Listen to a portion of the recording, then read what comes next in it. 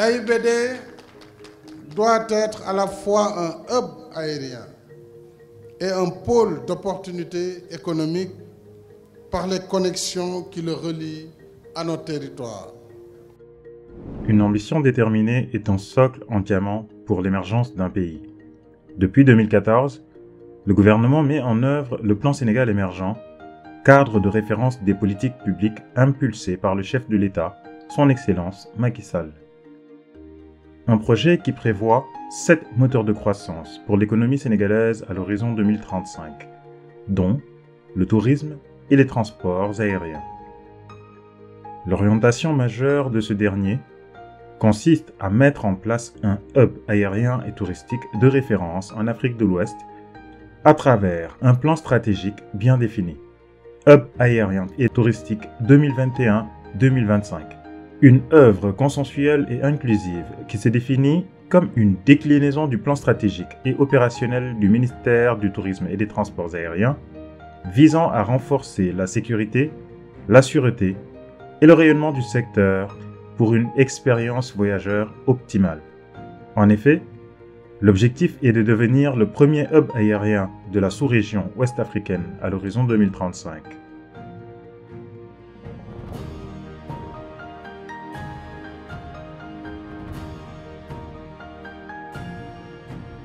Et qui s'articulera autour de 4 piliers. La génération de trafic, l'expérience voyageur, l'accès et la connectivité, pour finir avec la diversification et le rayonnement de l'AIBD.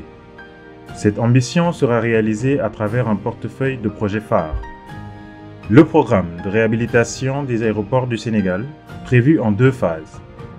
Dans sa première, la reconstruction par Transcon des 5 aéroports de Saint-Louis, Ourossogui-Matam, Ziguinchor, Tambacounda et Kédougou.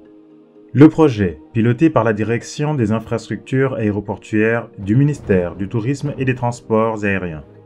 Et en sa seconde, la reconstruction des 8 aéroports régionaux de Bakel, Kolda, Cap Skirring, Sédhiou, Simenti, Linguère, Podor et Kaolack, dont les travaux ont démarré avec l'armée nationale. Leurs études socio-économiques, techniques et d'impact environnementaux ont été réalisées par AIBD SA. Elles offrent des versions de réhabilitation allant du basique à la version moderne en passant par la version améliorée. L'option basique.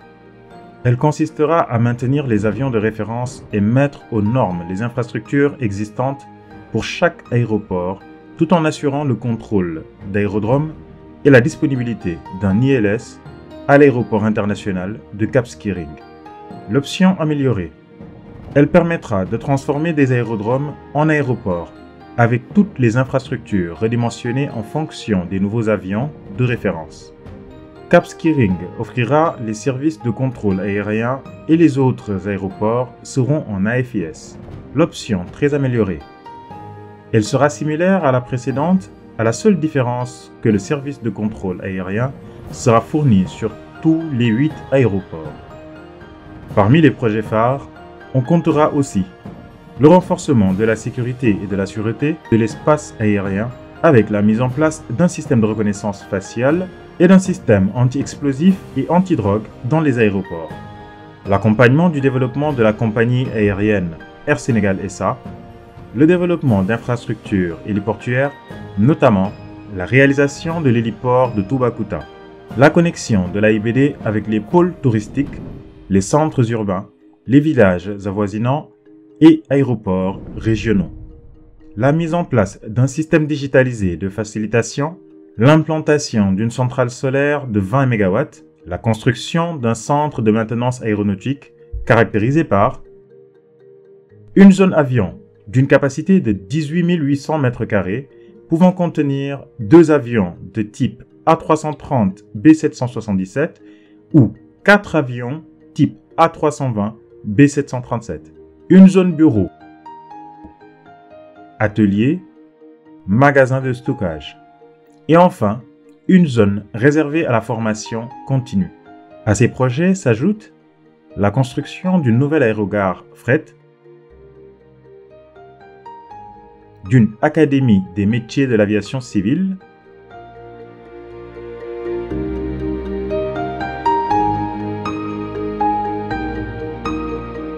d'un centre logistique. L'ambition du plan stratégique est également de favoriser le développement d'une aéroville moderne et conviviale qui reflète la culture du Sénégal avec tout ce que cela comporte comme commodité.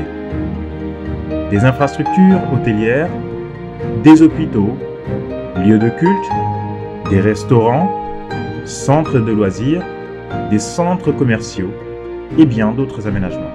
Le portefeuille de projets du Hub aérien et touristique 2021-2025 sera mis en œuvre à travers 4 principaux leviers de financement.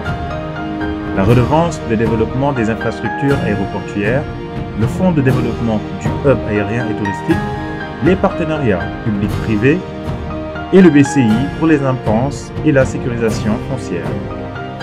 Cela nécessitera au préalable un certain nombre de prérequis, dont le renforcement de l'autorité de l'aviation civile par la transformation de l'agence en une autorité, l'élargissement des compétences de AIBD SA pour en faire l'unique autorité aéroportuaire publique nationale, la mise en place d'un guichet unique de collecte des redevances et la mise en tourisme de la plateforme aéroportuaire.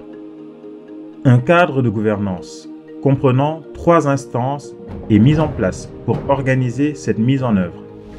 Un comité de pilotage dirigé par le ministère du Tourisme et des Transports aériens qui définit les orientations stratégiques, en assure le suivi et approuve les budgets. Un comité technique d'experts qui est l'instance opérationnelle de mise en œuvre, une unité de gestion de projet Hub aérien logée à AIBD SA qui assure la gestion administrative et financière des moyens du projet ainsi que la coordination et le suivi-évaluation de la mise en œuvre du projet. Grâce au leadership visionnaire du président Macky Sall, le pays de la Teranga dispose désormais d'atouts considérables sur lesquels repose son ambition d'imprimer une marque pays, de devenir une attraction touristique mondiale et un hub aérien leader en Afrique de l'Ouest. Tous ces projets permettent de répondre à l'appel de son Excellence Macky Sall, président de la République du Sénégal, à la promotion de l'employabilité des jeunes et à la création d'emplois.